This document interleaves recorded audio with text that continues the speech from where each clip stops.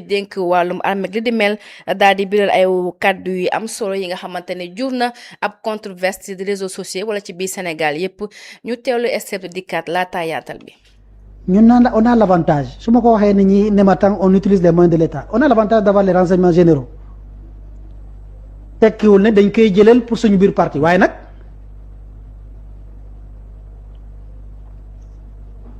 ma artu ñoom ne leen lu ngeen def seen gox-goxaat dañ koy xam yëg ko ça sert à rien de liggéey leen ci gox-goxaat yi aller descendre dans les marchés dans les mosquées frapper à toutes les portes. jërëjëf Régie Boury kii di Yankhoba Diémé di ab jëwriñ ci réew mi am nay kàddu yu muy yëkkati waaye dafa jur ay controverse ci réseaux sociaux daanaka Sénégal sax ku si nekk di ñaawlu kàddu yi nga xamante ne jëwriñ bi la yëkkati na ko. waaw je pense que réaction yi de part et d'autre vraiment ça a suscité une indignation même bu fekkee bon ñenn ñi nga xam ne peut-être ci parparloo la ñu nekk bàyyiwuñ xel paroles yi nga xamante ni c'est d'une extrême gravité parce qu'il faut même contextualiser ci ban contexte la doon waxee c'est-à-dire que dans l'extrait Yankhoba Diémé parlait du parti ñoom bi ñu am muy kiiraay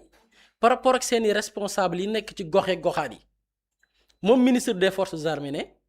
ñoom sax am nañ doolewu am les renseignements généraux pour que ku ci nekk li ngay liggéey sa gox maanaam liggéey bi ñu leen sant seen gox mooy politique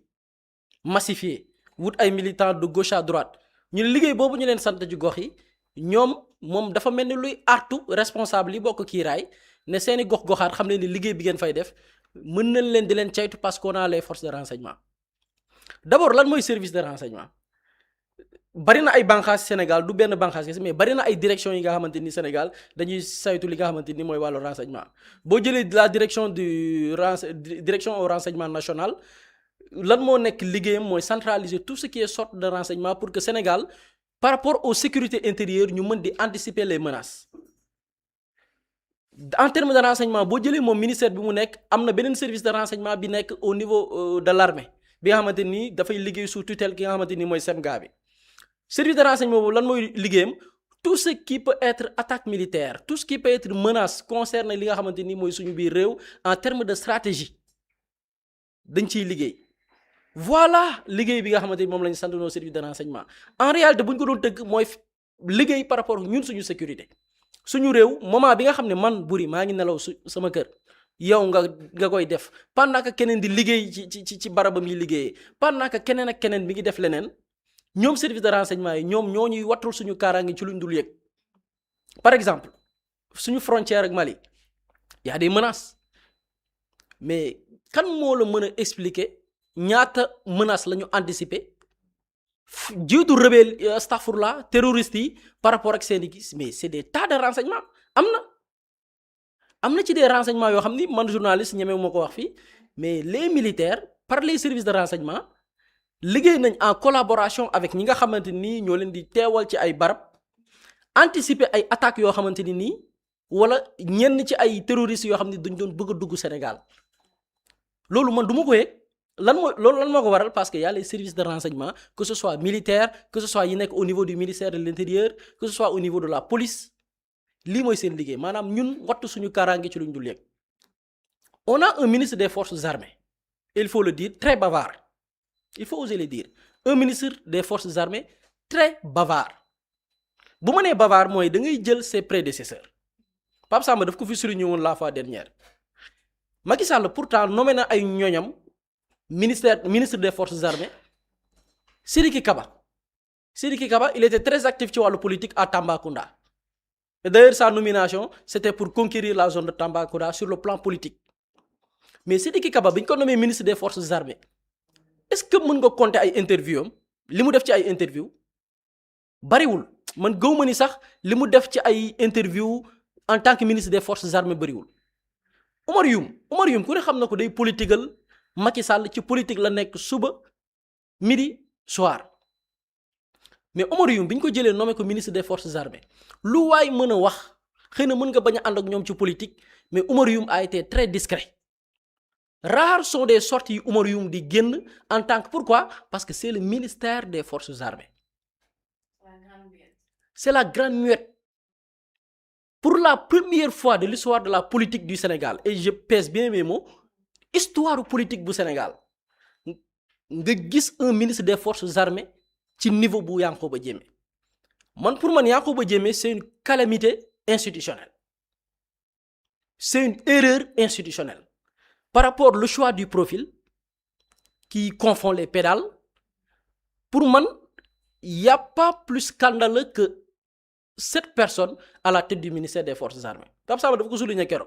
l'air te wóor mooy même ñi nekk au niveau de l'armée wallaay muy kilifa ya muy les soldats du rang ku leen gën a am lu leen métti amul à travers cette personne. léegi nee na les services de renseignement yi nga xam ne ñun suñu sécurité la ñu war a fàggu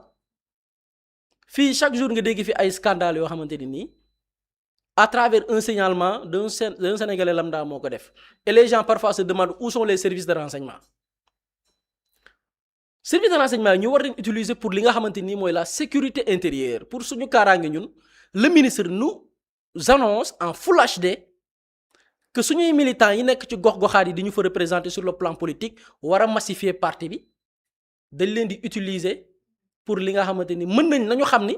on a les services de renseignement et nañu xam ni lépp lu ñuy def ñun mën dañ koy yëg lii lan lay sous-tendre mooy ok c'est un gars qui nous annonce que yéen ñi ñuy teewoo ci goxaat yi bu dee ni Pastef ngeen jugee ñëw ci kiiraay ngeen nekk kiiraay di liggéeyal Pastef dinañ leen ñi xam leen ñi leen di topp pour xool ba xam yéen a ngi liggéeyal waa kiiraay da ngeen di dem di liggéeyal Pastef. bu dee beneen parti nga jógee nekk sa gox bu fekkee liggéeyaloo ñu maanaam di ñu wutal ay militants di dugg ci kër yi di woo nit ñi boo ko deful xamal ni ñun am nañ ay services de renseignement pour xool il faut oser le dire Yankhoba Diémé c'est une calamité institutionnelle. dans lii boo yeewoon gis nga on a beau critiquer les socialistes on a beau critiquer les libéraux mais Senghor boo ko yeewoon tey wala nga dem fekki France Abdou Diouf. ne leen on a une telle personne à la tête du ministère des forces armées duñ ko gëm c'est un scandale Yankhoba Diémé son choix c'est un scandale et c'est-à-dire que mënoo comprendre nit ki ci ban anam ban critère man parfois je me doute je me fais des idées par rapport même au niveau de cette personne parce que moom laa doon wax un jour gis nga parfois bu ñu ñëwee nit ñi parfois te boo xoolee wóor na ma ni en parlant de niveau boo paree d'aucuns vont sortir son CV voilà son parcours def na lii gis nga diplôme. CV kilométrique. CV kilométrique lañ lay génneel na pourtant jàng na mais son niveau même tu te poses des questions par rapport au niveau de cette personne. Et je me dis que Sénégal bu fekkee ni à la tête de certains ministères stratégiques on a à la tête de ces ministères ce genre de personnes. va falloir que ñu tiit suñu ëllëgu réew il va falloir que ñu tiit ci suñu ëllëgu réew bu fekkee ni ce genre de personnes ñooy diriger ay ministères parce que pourtant lu tax ñuy tiit mooy les critères de nomination da ngay gis ni kon léegi basé wul sur les compétences basé wul sur des valeurs morales parce que nit ki dafa am lenn loo xamante ni même bu dee politique da ngay politique am na loo war a jombale sa bopp y a le minimum de retenue surtout que kiñ ko fa jëlee kiñ ko remplacer moom muy général Birame Diop mais xoolal jaar na ministère des forces armées sans faute parcours sans faute mi ngi doon def liggéeyam génnam bariwul waxam bariwul parce que da doon liggéey ñooñu dañu xam li leen di dénk ñooñu ce sont ces gens-là qui incarnent l'État ce sont ce genre de personnes qui incarnent la République boo ko fa jëlee d'accord général Birame Diop mais jël ko fa sax même boo jëlul ku mel ni moom ci niveau jëlal ko tane mais malheureusement tey kenn xamul fa lañ nar a jëm ak nit ki. Sûrement dinañ ko rappeler à l'ordre parce que ministère des forces armées n'a pas besoin d'une personne boo xamante ne nii waxam dafa bari waxuma la nag dem ba naan nos services de renseignement am nañ ko lu ngeen di def ci seeni gox et il parle de ces gens yi nga xam ne politique lañ leen sant dans des localités ñu ne leen on a les services de renseignement di leen suivre ba xam yéen ak ñuy liggéeyal wala liggéeyaloo ñu. Alors que priorités sont autres. Les priorités sont ailleurs. Y a la menace. Y a des stratégies. Sénégal chaque jour wàllu sécurité Sénégal benn chaîne la boo xamante ni nii li ko wër chaîne bi wër Sénégal lépp boo xoolee dëkk yi ko wër c'est des pays instables amul stabilité ñii ay pouvoir militaire ñoo fa nekk di xeex ak des terroristes ñeneen ñii des pouvoirs yoo xamante ni à tout moment sax rebelle wala des terroristes mën nañ leen coup d'état boo jëlee dans d'autres pays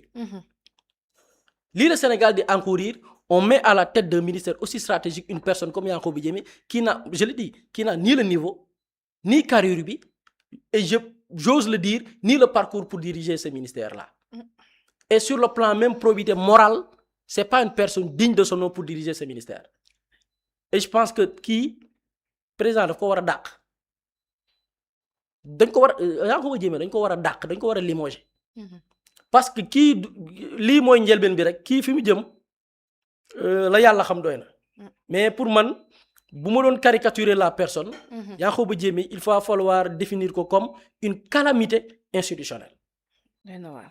jërëjëf Boury Pape Samba est-ce que da ngay fekk ci kàddu yu Boury yëkkati par rapport ak sortie bi nga xamante ne moom Yankhoba Diémé def na ko. mais à 1000%. à 1000% xam nga man keroog maa ngi wax ci sortie bi mu def te d'ailleurs sax c'est la même interview am ko ma message na ma non xam nga le ministre des forces armées xam nga booy wax ci moom et tout ma ne ko li ma wax c'est factuel ou pas. mu ne ma waaw am na mais c'est le ministre des forces armées ma ne ko du moment où c'est factuel on avance parce que tey jii prenons déjà son parcours dans les différents gouvernements il a été ministre du travail et de la fonction publique defe naa ban résultat mais zéro il a été ministre des transports ba ñu remplacer El Malick dem assemblée nationale c'est-à-dire que dañoo def 4 mois sax ñëpp ne El Malick warul woon jóge transport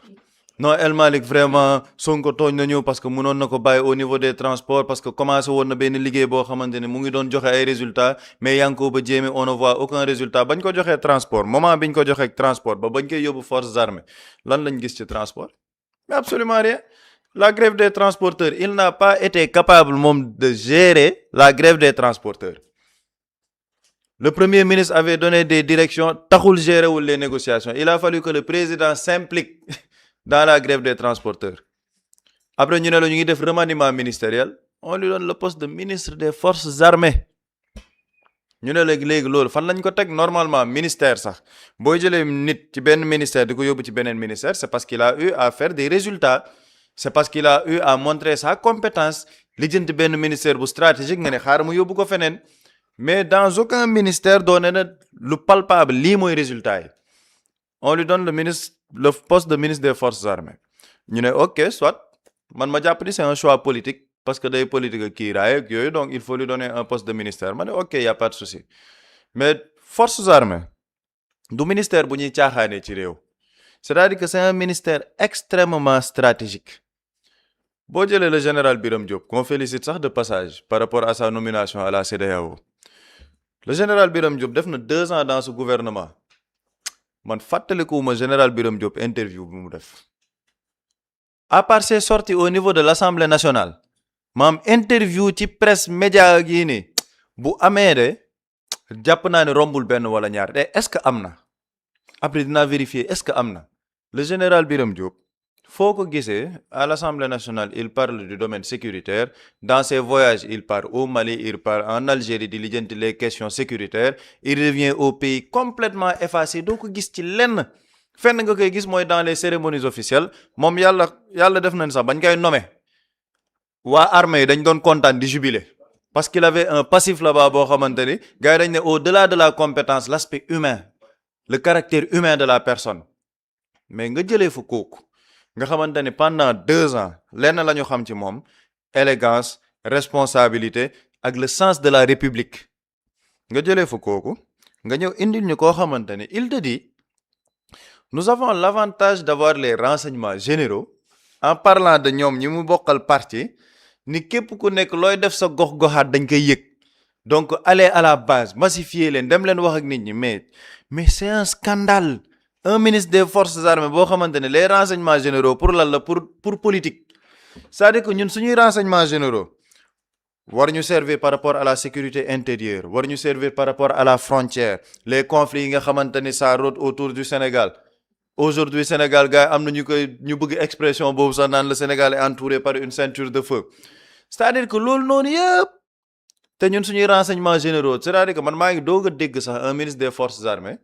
bu naan am nañ renseignements généraux yi donc lépp lu xew dañ ko maanaam loolu même doo ko wax c'est-à-dire que doo ko wax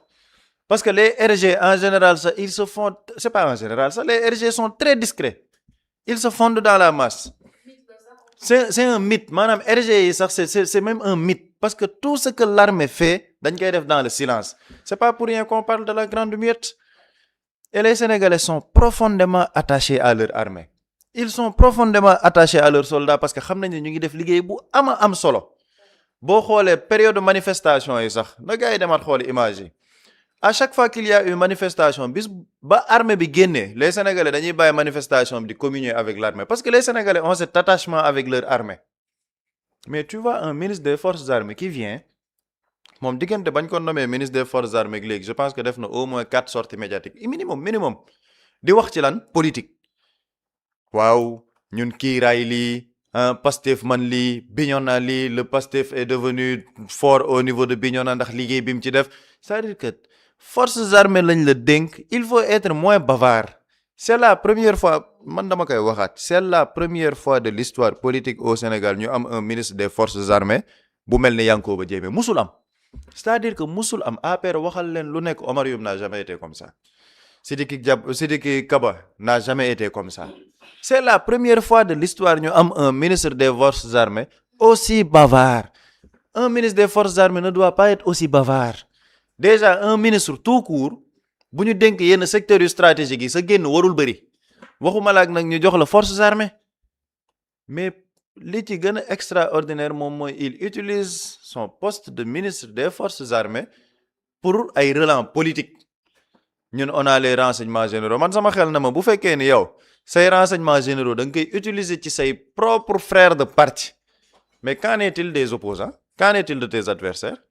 bu dee yow tu surveilles tes propres frères de parti mais qu'est-ce que tu vas faire avec tes adversaires politiques mais c'est la question que les Sénégalais devraient se poser bu dee yow sa ñi nga àndal sax wóolu leen da nga leen di surveiller pour xool lan la ñuy def ci gox-goxaat yi mais bu dee yow mën nga surveiller 10 ñooñu mais ñeneen ñi da ngay xanaa da nga leen di surveiller 100 di xool lu ñuy def ak yooyu et c'est extrêmement dangereux dans une république de tenir un discours pareil te yàlla xam na ne on est dans une hypocrisie médiatique rek mais lii si c'était dans un gouvernement dirigé par Ousmane Sonko tous les jours xoolal loolu mooy nekk débat tey débat vendredi soir yi loolooy nekk débat bi tey presse bi dañuy jug ne regarder ce ministre là li mu wax li wag li un scandale am ñu def ay textes ne l'affaissement de la République di nga gis ñëpp wax mais actuellement doo leen gis ñu wax ci apparemment ça ne choque même pas certaines personnes parce qu'ils ne veulent pas trop déranger parce que actuellement ñu ngi nekk dans les bonnes grâces du parti présidentiel yii moo tax sénégalais di ràññee hypocrisie bi fu muy féetee gis nga boo rombee ñun suñu plateau ak xëy na quelques plateaux yu ci wax ñi ci war a wax ñëpp duñ ci wax bu doon ñu ngi ci gouvernement Ousmane Sonko ñoom ñëpp taal seen rajo yi di wax naan xool leen lii c'est la première fois dans la République qu'on retrouve ça patati patata c'est parce qu'ils n'ont pas de principe man je rejoins Boury à 100% gis nga dans un régime normal dans un état normal Yankoba Diémé il démissionne balaa dara xew avant ñu kaa dàq day dàq boppam démissionné man jàpp naa ne du dàq boppam nag du dàq boppam xalaatul dàq boppam il va rester en poste mais si on avait un état normal un président rigoureux yàlla xam na ne dañ koy dàq mais après nag que ça ne choque pas les gens il faut juste voir le gouvernement ñi nekk ci gouvernement bi les différentes sorties yi ñu commencé nekk di gis parce que lii c'est pas le premier ministre hein, je suis désolé il y a au moins 3 ou 4 ministres yoo xamante ne saa yu ñu génnee voilà un gouvernement où plein de ministres dañuy indi scandale chaque ministre bu génnee di nga ne mais ministre bi lan lay wax nii lan lay def nii c'est pas nouveau dans le gouvernement du premier ministre Aminou Lo c'est un gouvernement boo xamante ne un ministre mooy ñëw wax ci date bi beneen ministre ne ko non loolu du waxu gouvernement loolu say waxi bopp la. premier ministre bi vu que moom depuis première déclaration la def benn bout maanaam ne fu ñu ko xool loolu lay xool fu ñu ko joxoñ loolu lay dem. mais absolument c'est-à-dire que en fait dafa joxe les prémices de ce qui va se passer. Parce que un premier ministre ne doit pas être un premier ministre bouton. boo xamante ne loo defal ma def bàyyil ma bàyyi ça mais ça je suis désolé c'est pas un premier ministre ça mais boo jugee ci loolu ñu ne la composition du gouvernement. nga gis yenn nit ñi nekk ci gouvernement bi nga ne xaaral ñu rafet njort nga commencé gis yenn action yi yenn actes yi nit ñi di poser par rapport à la culture léegi xoolal affaire culture man moo tax je le répète et je le répète tous les jours j'ai peur pour les JOJ man les JOJ de Dakar j'ai peur parce que malheureusement jàpp ma ni sénégalais yi sax boo defoon micro trottoir gars yi nga ne leen JOJ dañ naan la luy loolu. pour un événement qui doit avoir lieu dans 3 mois. j'ai peur. Dans le secteur de la culture j'ai peur. Le secteur des pêches j'ai énormément peur. Le secteur des transports man jàpp naa ne sax foofu on a un ministre fantôme moom affaire religieuse lay lijjanti. lijjantiwul transport. boo demee ci beneen secteur ce sera pareil aujourd'hui le ministre des forces armées. te li gën a grave architecture gouvernementale moom moo ci numéro 2. après le premier ministre. après le premier ministre c'est lui qui vient. le ministre des forces armées Yankhoba Diémé. et on te dit que moom nii lay xalaatee nii lay waxee mais sénégalais bu ñu toogee ne ñoom. lijjantiwuñ gouvernement wala xalaatuñ sax gouvernement mais à juste titre un gouvernement pareil ne peut pas te donner satisfaction te man jàpp naa ni le président de la république il doit rectifier le tir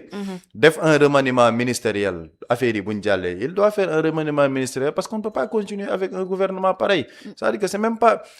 rafetul ci deru Sénégal rafetul ci suñu image d'avoir des ministres comme ça lenn moo tax ñu leen fay teg mooy dañuy politiquer le président de la république je suis désolé le parti présidentiel n'est pas plus important que la république te ñoom nee nañ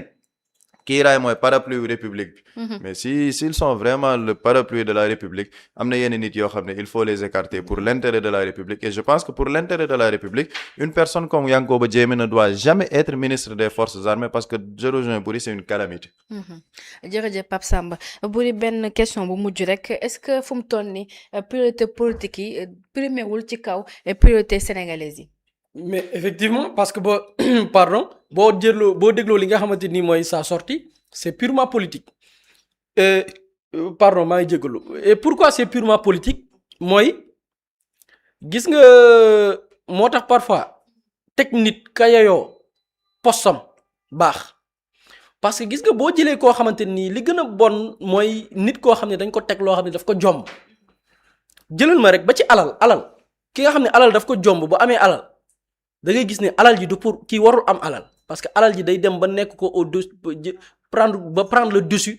par rapport ak li nga xamante ni nii mooy moom jëfinam jëflanteem ak nit ñi dafay beew da nga koy gis kooku da ngay gis ne attanul alal pourquoi parce que alal daf ko jomb dafa am ñoo xam ne alal daf leen jomb responsabilité tamit daraja maanaam lu lay tabb ci li nga xamante ni mooy wàllum doxalinu réew wala poste am na ñoo xam ne poste daf leen di jomb et da ngay xool à travers ñenn ñi seeni sortie loolu moo koy waral maanaam poste yi leen jox dafa c'est-à-dire que boo remonté woon juróomi at ci ginnaaw nga laaj leen yow tu vas devenir telle chose duñ ko gëm buñ demee nag ba atteindre loolu dafay rëy ci jom dañ koy loolu daf leen di jomb léegi bu la dara jombee nag léegi lenn nga koy mën a préserver muy des actes à travers des paroles loo xam ne daf lay permettre nga conserver loolu nga xam ne daf la jomb léegi nag dans cette tentative de conserver li nga xam ne jomb na la yow moo xam daraja la moo xam alal la daf lay jar lu nekk tey puisque gouvernement bii nii nekk fi dañ ko def pour politique li ci bari politique moo ko lal léegi nag ku ci nekk da ngay essayer wane président ni maanaam bëgg a prouver baat boobu laa bëggoon trouver bëgg a prouver c'est-à-dire da ngay gis ñu ci bari dañuy nekk ci damay bëgg a prouver léegi bëgg a prouver boobu nag sur le plan politique mooy waral nag parfois yii Yankhoba Diémé di def boo xoolee man li ma seetlu ci ay sorteem seetaan naa ko interview seetaan naa ko meeting bi nga xamante nii moo amoon bi ñu amaloon ñoom seen assemblée bi ñuy lancé kiiraay seetaan naa ko da ngay gis ne dafay bëgg a prouver boo xoolee ci meeting ba la doon wax te boobu ci meeting ba boobu il était ministre des forces armées de Pastef dara desatu fa ñëpp ñëw nañ c'est-à-dire da ngay bëgg a rassurer le président ne ko Diomaye Pastef gaa yaa ngi ñëw ñun ñi nekk Bignona ñun ñi nekk fii xamal ni kenn desatu fa ñëpp ñëw nañ kiiraay donc da ngay gis nit la koo xam ni dafay nekk di jéem a prouver di jéem a am lu mu wane sur le plan politique genre nit ñooñu yàlla nañu yàlla musal ci genre nit ñooñu ñun ñii ñëpp ku ci nekk boo amoon àndandoo bu mel noonu tey da nga ko war a moytu xam nga da nga war ko moytu parce que kooku du lox dëgg benn kooku ci li la neex lay dox kooku du la xoolal say li nga xamante ni mooy say ayib kooku du la xoolal say erreur kooku dafay nekk koo xamante nii la neex képp la nga bëgg a dégg képp la lay wax quitte à ce que même mu dugal la ci ay njombe président Diomaye looloo ko nar daal Macky Sall am na lu bari loo xam ne moom responsabilité boppam la de moom moo ko def moo ko xam moo ko tey mais am na yu ci bari yoo xam Macky Sall c'est son entourage parce que ay nit dañuy ñëw di la jay Macky Sall benn xarit bu ko doon wax dëgg la amoon muy maître Alioune Badara Cissé maître Alioune Badara Cissé kese la Macky Sall amoon ci xarit bu ko doon wax dëgg bi mu dàqee maître Alioune Badara Cissé ñu fexe ba créer distance ak moom ñen ñoo ko wër ay larbin ay nit yoo xam ne dañ koy wax lu ko neex moo ko dugal ci guute yi mu dugg yëpp pour te dire ba ci Yankhoba Diémé renseignement yi muy wax Macky Sall il recevait des renseignements Aïssata Tall Sall bi mu demee au parlement de l'Union européenne mooy bi mu naan bi ñu koy laaj sur la situation des arrestations des émeutes yi fi amoon dafa ne c'était des gens yoo xamante ni dañ leen yóbbu ci ay camp di leen entraîner pour ñu xeex ak gars yi mais lu ci bari mën na nekk ay renseignements yi ñuy jox pour Aïssata Tall Sall loolu mu wax noonu mën na dem ñu bind ko sous forme de renseignement jox ko Macky Sall ne ko gars yaa ngi tel camp di entraîner gars yi nangam terrorisme lañ bëgg a def ci dëkk bi mu gëm ko donc moom ba ci renseignement yi muy wax moom sax parfois renseignement yi ñuy taafantoo sax moom ci wàllu boppam président dafa war a def attention ci moom mu Yankhoba Diémé mais malheureusement nag bu dee dañ ko fa teg pour politique parce que aussi il faut savoir que président politique moo tax ñu nommé ko mais Yankhoba Diémé du si compétence Pape Samba a bien fait de faire jaar-jaaram fonction publique la njëkk a nekk Sénégal ñëpp xam ne ne en 2024 bi ñu defee les réformes fonction publique dañ ko waroon raxas fonction publique dañu waroon def les réformes rapidement defu fa résultat demal micro trottoir nga def benn vox populi wàcc ci mbedd mi laaj nit ñi lan nga retenir ci Yankhoba Diémé bi mu nekkee ministre de la fonction publique mbedd mi sori na mais demal ku ci nekk ci sa barab liggéeyukaay nga laaj leen lan moo nekkoon liggéeyam bi mu nekkee ministre du travail nangam amul lu fa sénégalais retenir ci moom c'est-à-dire que jaar na ministère boobu bàyyiwu fa empreinte am El Malick Ndiaye yor transport ñëpp dañ ne woon sax est-ce que bëgguñ ko piège parce que est-ce que Diomaye bëggul piéger El Malick parce que ministère bi mu ko jox dafa rëy dafa bëri lobby dafa bëri affaire El Malick Ndiaye régler transport bi boobu ne cocc lobby yëpp mu faire face jox ko Yankhoba Diémé en même pas 6 mois mu yàq ministère boobu noonu donc nga gis ni c'est une personne boo xamante ni si